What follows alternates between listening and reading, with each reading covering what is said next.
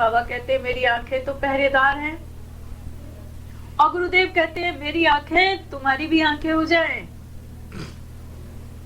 क्यों कहते हैं? मेरी आंखों से देख तभी तू मुझे देख पाएगा। और ये कैसी आंखें कि अंदर और बाहर दोनों तरफ सावधान रहती हैं, कभी भी असावधान नहीं होती। मनुष्य को सावधान होकर जब रहना आ जाता है कि कहीं किसी भी बात से मेरा परमात्मा मेरे आंचल से छूट ना जाए। एक पैसे क्या जैसे हमको चिंता होती है कि मेरा एक पैसा गिर ना जाए, खो ना जाए, जबकि पैसे के लिए तो संत तुलसीदास ने कहा कि हानि लाभ जीवन मरण यश अपयश भी दिहात। लेकिन हम उसके प्रति बड़े सावधान रहते हैं कि कहीं पैसा ना खो जाए, कहीं किसी बात की हमें अपयश ना हो जाए, किसी पदार्थ का सेवन करने से कहीं हमारे भीतर रोग ना आ जाए, कोई ऐसा ना हो जाए जिसके कारण हमें मृत्यु का वरण करना पड़े। प्रति सावधान नहीं रहते, जिसको भूल जाने से, क्योंकि वो खोता तो है ही नहीं। तुम लाख उसे खोना चाहो लेकिन वो खोता नहीं है, वो तो ऐसी जगह बैठा हुआ है कि वो तुमसे खो नहीं सकता। वो तो अपनी जगह बैठा है, खो तो तुम जाते हो उसे भूलकर। जब तुम भूल जाते हो तो रास्तों में भटकते हो, जब तुम उसे भूल जाते हो तो संसार को में ठगाई में आते हो, लेकिन वो तो अपनी जगह पर निश्चिंत बैठा हुआ है। उसे उसकी प्रति सावधान हो कि उस परमात्मा को कभी हम भूल ना जाएं, उसके प्रेम से कभी हम एक क्षण भी हमारा व्यतीत ना हो, तो हम समझ लो कि अपने जीवन को बाबा की आंखों को प्राप्त करेंगे। आज हम यही मांगेंगे बाबा से कि तुमने हमें अमृत का संदेश तो दिया है। भाव आता है मन में कि सूर्य में बहुत प्रकाश है, लेकिन सूर्य का प्रकाश से हमने कभी ये नहीं सुना कि वो अमृत बरसाता है। प्रकाश देता है तो वो परमात्मा व्यापक है, सबके जीवन में पालने वाला है, जन्म देने वाला है, लेकिन फिर भी वो परमात्मा हमें अमृत नहीं दे पाता। अमृत क्या है? अमृत को हमने ये अनुभव किया है कि कोई मतलब समुद्र मंथन से कोई अमृत निकाला गया था। हृदय मंथन से संतों ने अपने हृदय में अमृत प्राप्त किया और कहा कि अमृत क्या है? अमृत तो भक्ति है, अमृत तो प्रभु का प्रेम है, अमृत तो प्रभु की याद है। और ये अमृत जो पान कर लेता है वो वास्तव में कभी मरता नहीं, और इस अमृत को पान करने वाला किसी से झगड़ता नहीं। इस अमृत को पाने वाला क्या चाहता है कि जो अमृत मैंने पिया है उस अमृत को सभी पिए। इस दुनिया में क्यों लोग मृत्यु का डर डरे, क्यों मरे? हम इस संसार में मरने के लिए नहीं आए, अमृत पान करके अमरता का बोध पाने के लिए आए हैं। ये हमने बाबा को देखा कि उन्होंने दूज के दिन इस संसार में जन्म लिया, अवतार लिया, कुछ भी कहें तो हम बाबा को कहते हैं कि दूज के बाबा है, बाबा की दूज है। तो बाबा ने क्या किया? लोगों को ज्ञान का अमृत पिलाया और अपनी पूर्णता को, अपने प्रकाश को हमने गुरुदेव को पाया है कि बाबा ने तो दूज को जन्म लिया, लेकिन गुरुदेव ने तेरस को जन्म लिया। रस बस वही कि जो अमृत बरसता है, भक्ति में जो रस है, उस रस का अनुभव किया, भाव का अनुभव किया सद्गुरु ने। तो हमको क्या देते हैं कि तुम भगवान के प्रेम के रस में जियो। रस के बिना भक्ति नहीं होती, रस के बिना प्रभु से प्रेम हो नहीं सकता। जब तक तुम्हें संत रस पैदा नहीं कर देते तुम्हारे हृदय में, तब तक तुम क्या प्रभु को याद करोगे? केवल बुद्धि से याद किया हुआ परमात्मा प्रसन्न नहीं होता। परमात्मा चाहता है, अरे याद करने के लिए तो तुझे दिल दिया है। बुद्धि में किसी के में कभी रस नहीं घुलता, रस तो सदा हृदय में घुलता है। तो हम यदि बुद्धि प्रदान होकर रहेंगे तो हमारे जीवन में अमृत का अनुभव नहीं हो पाएगा, जिस अमृत को पाने के लिए हमें मानव का जन्म मिला और हमें सद्गुरु का द्वार मिला। हम लोग भगवान के लिए ऋषियों ने पुराने समय में जो कह दिया है वही आज तक भी सत्य है। कहा है उन्होंने कि रसो वही से परमात्मा क्या है, कह रही वो रस रूप है, और रस रूप है तो कैसे नहीं तुम्हारी प्यास बुझेगी।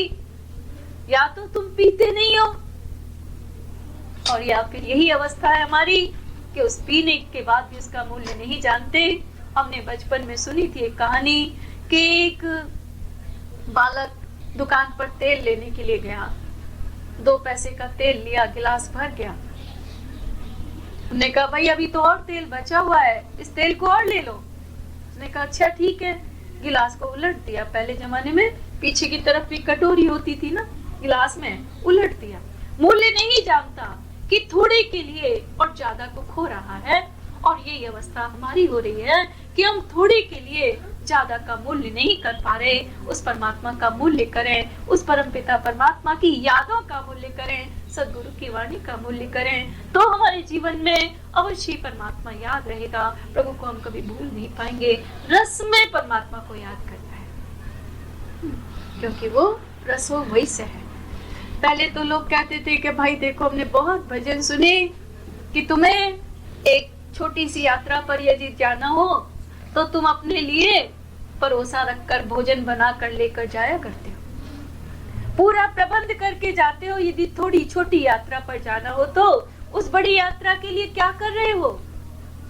और आज हमारे मन में भाव आता है कि आज का युग ये नहीं रहा, ना हमें बैलगाड़ी में जाना है, ना हमें रेलगाड़ी में जाना है।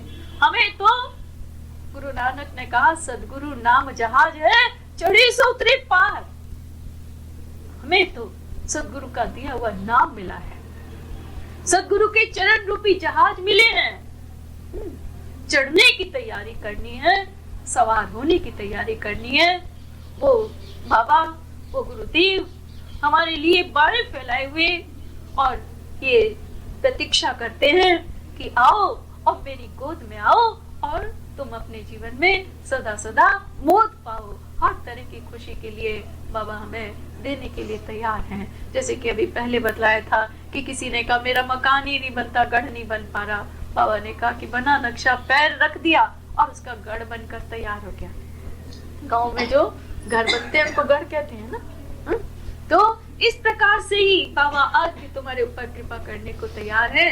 लेकिन जब तक हम अपने भाव को, कैसा होता है हमारा भाव कि थोड़ा सा इधर बहा, थोड़ा सा उधर बहा, थोड़ा सा चलो भगवान की ओर भी झुका देते हैं।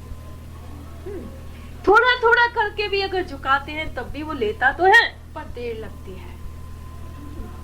लेकिन यदि हम संपूर्ण भाव को बाबा की ओर, सदगुरु की ओर, परम पिता परमात्मा की ओर ले जाना चाहते हैं तो हमें क्या मुश्किल है?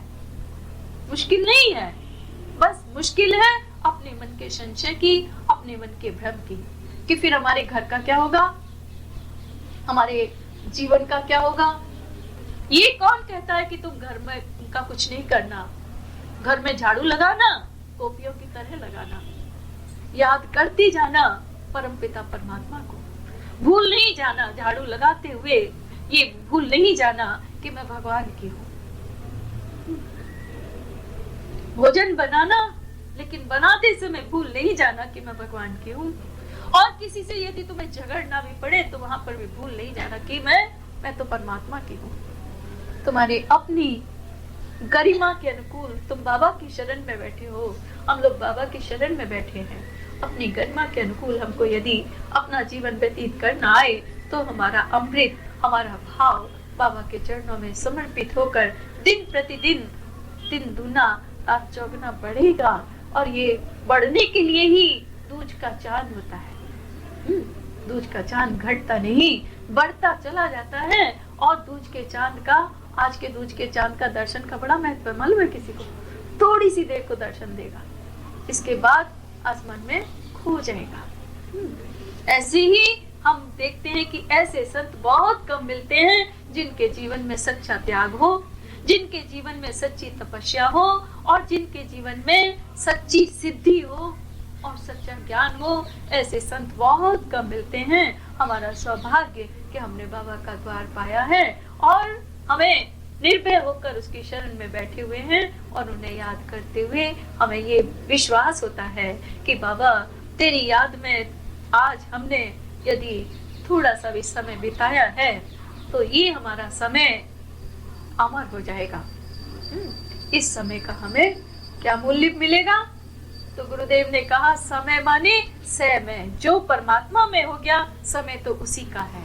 समय का अर्थ गुरुदेव ने किया स प्लस मैं, समय। तो हमारा भी समय यदि परमात्मा के अर्पित हो जाए तो बस हमारे जीवन में और कुछ प्राप्त करने के लिए और अर्पित करने के लिए और कुछ रह नहीं जाता। भगवान चाहते हैं कि उन्हें याद करो, भगवान चाहते हैं कि उन्हें अपने आप को समर्पित करो। हम उनकी शरण में आज बाबा से यही मांगते हैं कि बार बार तुम्हारा जन्मदिन और उत्साह से मनाए। हमने तो उत्सव कहा है इसे, और उत्सव क्या देता है? उत्सव देता है अपने अंदर एक उमंग, अपने अंदर एक तरंग, अपने अंदर एक प्रसन्नता का बोध। तो आज सबके जीवन में किसी प्रकार की कोई चिंता हो उसको बाबा दूर करके उसके भीतर भी उमंग देना। किसी के मन में कोई खिन्नता हो, भगवान के संबंध में कोई संशय हो और भगवान को पाने के लिए मन में उदासी हो कि अभी नहीं, चलो फिर पालेंगे, उस उदासी को, उस खिन्नता को बाबा आज समाप्त करके सबके जीवन में उमंग दे। यही बाबा से मांगते हुए